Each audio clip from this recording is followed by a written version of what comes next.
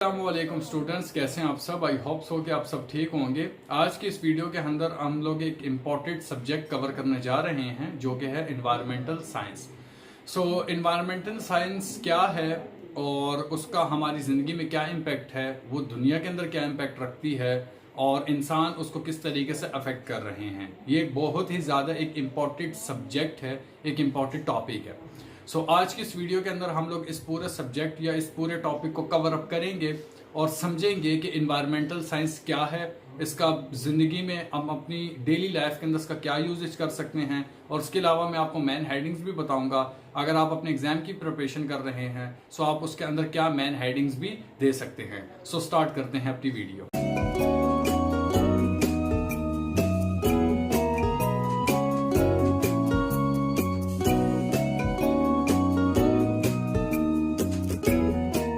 सबसे पहले हम लोग जानते हैं कि what is environmental science. Environmental science क्या चीज है। सो एनवायरमेंटल साइंस एक ऐसी मल्टी डिसिप्लिनरी है कि जो उस फील्ड के अंदर सारी चीजें इंक्लूड कर लेती है। ठीक हो गया। जिस फील्ड के अंदर कौन कौन सी चीजें होती हैं, बायोलॉजी होती है, केमिस्ट्री होती है, फिजिक्स होती है, इसके अलावा जियोलॉजी होती है और सोशल होती है। ठीक है, जिसको हम लोग सोशल साइंस बोलते हैं। ठीक हो गया। ये 5 मेन चीजें होती हैं इस सब्जेक्ट के अंदर, एनवायरमेंटल साइंस के अंदर 5 चीजें मेन हैं। सो एक एक करके हम लोग इसको डिस्क्राइब कर लेते हैं। सबसे पहले हो जाती है बायोलॉजी। बायोलॉजी किस तरीके से काम करती है, बायोलॉजी क्या है। हम लोगों ने क्लास 9 मैट्रिक के अंदर भी पढ़ा था। बायोलॉजी के अंदर ह्यूमन जो लिविंग थिंग है वो आ जाती है, जैसे कि प्लांट्स आ जाते हैं और animals. It's mean that environmental science के अंदर हम लोग प्लांट्स एंड एनिमल्स जो लिविंग थिंग हैं उनकी स्टडी करते हैं एनवायरमेंटल साइंस के अंदर। और इसके अलावा बात अगर हम लोग कर ले केमिस्ट्री की, तो केमिस्ट्री इससे किस तरीके से रिलेट करती है। केमिस्ट्री इसको इस तरीके से रिलेट करती है कि सबसे पहले पॉल्यूशन, इसके अलावा chemical reactions. So that's why कि एनवायरमेंटल साइंस के साथ ये कनेक्ट करती है। ठीक हो गया। अच्छा, उसके अलावा इसके बीच में फिजिक्स भी होती है। फिजिक्स क्या काम करती है, फिजिक्स इस तरीके से हम लोग उसकी स्टडी करते हैं कि एनर्जी कि जैसे कि सोलर एनर्जी है या कोई और एनर्जी है, वो हम किस तरीके से बना पाए या किस तरीके से काम करती है। एनवायरमेंटल जो हमारी आलूदगी है, जो हमारा जो वर्ल्ड है, जो हमारा एटमॉस्फेयर है, उसके अंदर किस तरीके से हम लोग उसकी स्टडी करें एनर्जी के ऊपर और क्लाइमेट सिस्टम के ऊपर। क्लियर हो गया। इसके अलावा हमारा अगला इसके अंदर हेडिंग थी जियोलॉजी। ये किस तरीके से काम करती है। जो जियोलॉजी है वो है लैंड, यानी कि नेचुरल रिसोर्सेज जो होते हैं। तो लैंड जो है वो हमारी जमीन है।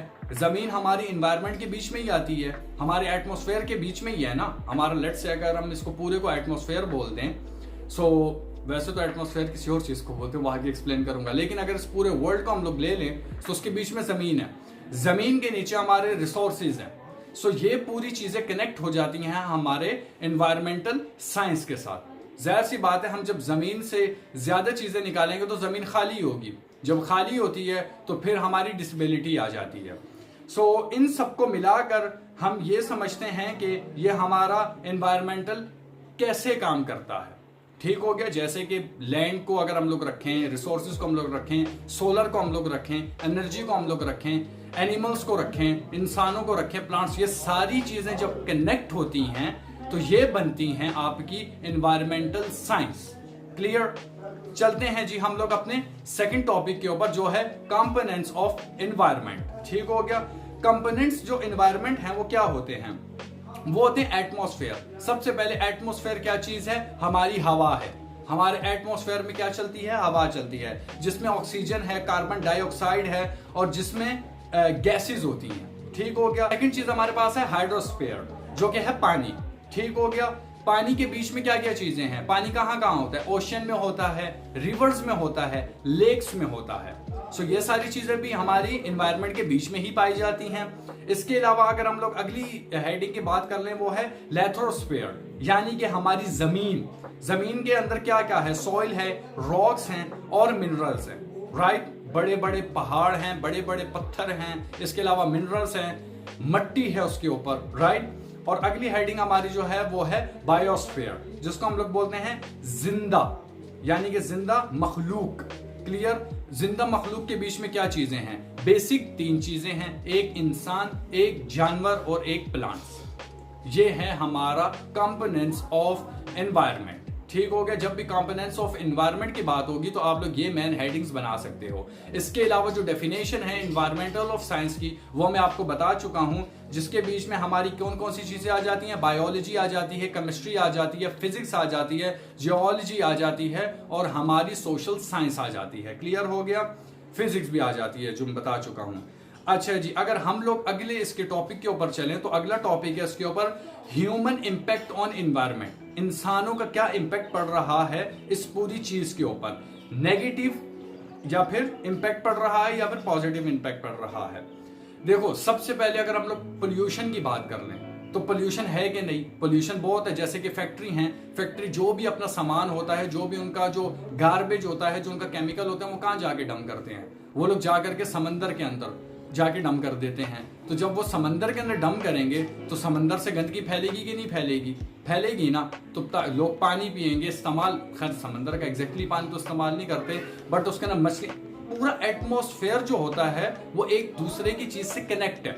जैसे कि हमने सबसे पहले टॉपिक के अंदर पढ़ा कि बायोलॉजी है, फिजिक्स है, और अगर उसके बीच में हम लोग एनर्जी को ले लें लेकिन पानी को छोड़ दें, तो अगर कोई भी चीज किसी भी जोन से हटेगी ना, या कोई भी चीज किसी भी जोन को खराब करेगी, तो पूरी इन्वायरमेंट खराब होगी। तो इसी तरीके से जब हम लोग पोल्यूशन की बात करेंगे तो पोल्यूशन के अंदर हम लोग क्या बोलेंगे कि फैक्ट्री जो अपना सामान है, लाइक जो केमिकल्स हैं, जो उनका गार्बेज है, वो डंप करती है, तो वो इन्वायरमेंट को गंदा कर देती है। ठीक हो गया? लाइक जो उनका धुआं निकलता है। और इसी तरीके से जो हमारी गाड़ियां हैं, हमारी गाड़ियां भी स्मोक छोड़ती हैं, तो उसकी वजह से भी हवा के अंदर गंदगी होती है। क्लियर? अच्छा, इसके अलावा अगर हम लोग बात कर दें तो डिफॉरेस्ट की, ठीक हो गया, यानी कि ज्यादा से ज्यादा लोग जमीन घेरने हैं, राइट? इंसान जो है उन्होंने आज तक एक ही चीज घेरी है, वो है जमीन। और जमीन जब वो लोग घेरते हैं तो जंगलात कटते हैं, ट्रीज कटते हैं, सो तब भी इन्वायरमेंट के ऊपर अफेक्ट पड़ता है। फिर हमारा जो क्लाइमेट चेंज हो जाता है, गर्मी की जगह ज्यादा गर्मी पड़ने लग जाती है, सर्दी की जगह ज्यादा सर्दी पड़ने लग जाती है, बारिशें नहीं होती। सो ये पूरी इसके अंदर डिसेबिलिटी आ जाती है जब हम लोग जंगलात को काटने लग जाते हैं और जमीन बढ़ाने लग जाते हैं। ऑक्सीजन नहीं होगी तो इन्वायरमेंट खराब होगी हमारी। क्लियर? अच्छा जी, आगे अगर हम लोग बोल दें तो वही जो बात मैंने पहले बोली पोल्यूशन के लिए, तो इंडस्ट्रियल वेस्ट क्या होता है? नदियों नालों के अंदर अपना केमिकल जा करके डंप कर देना, जिसकी वजह से इन्वायरमेंट हमारी खराब होती है। इसके अलावा क्लाइमेट चेंज भी एक बहुत बड़ा मसला है, या क्लाइमेट चेंज भी इन्वायरमेंट ऑफ साइंस का साथ ही कनेक्ट है, जो कि है ग्लोबल वार्मिंग की वजह से टेम्परेचर बहुत हाई होता है, राइट? जैसे कि मैंने आपको बताया, गर्मी दिन ब दिन बढ़ती ही जा रही है, लेकिन पहले नहीं थी बढ़ती, बारिशें नहीं होती, बिकॉज ऑफ क्लाइमेट चेंज हो जाता है। ये कार्स का जो पोल्यूशन होता है, धुआं होता है, आलूदगी खराब होती है, हवा खराब होती है, हवा गंदी होती है, मिट्टी होती है, सो जिसकी वजह से क्लाइमेट चेंज हमारा हो जाता है। चलते हैं हम लोग इसके सोल्यूशन के ऊपर। सो सोल्यूशन यहाँ पर यह है, एनवायरनमेंट को प्रोटेक्ट करने का सोल्यूशन क्या है, राइट? सो उसके लिए हमारे को पोल्यूशन कंट्रोल करना पड़ेगा। सबसे पहले जो फैक्ट्री हैं उनको प्रॉपर डंप, सामान, चीजें करने का कोई जरिया ढूंढना पड़ेगा जहां पर वो प्रॉपरली सामान को, जो भी गार्बेज है उसको डंप कर सकें। ठीक है? इस तरीके से नहीं कि गलियों के अंदर पूरा करकट फेंकते रहें या फिर समंदर में जाकर के उसको डंप कर दें, इस तरीके से नहीं करना चाहिए। दूसरा, इसके बीच में होना चाहिए कि अफॉरेस्टेशन होना चाहिए, लाइक के हमारे को ज्यादा से ज्यादा दरख्त लगाने चाहिए, दरख्त काटने नहीं चाहिए, राइट? और इसके अलावा वेस्ट मैनेजमेंट, लाइक उसको हमारे को रिसाइकल करना चाहिए। कोई भी अगर हमारे पास चीज है, लेट से अगर प्लास्टिक है, वो हम लोग फेंक देते हैं, उसको रिसाइकल करना चाहिए। जैसे कि गार्बेज है, उसको सही जगह जा करके डिसोल्व करना चाहिए। ऐसा नहीं कि उसको कहीं पर भी हम लोग फेंक दें और उसको आग लगा दें, ये भी एक गलत बात है।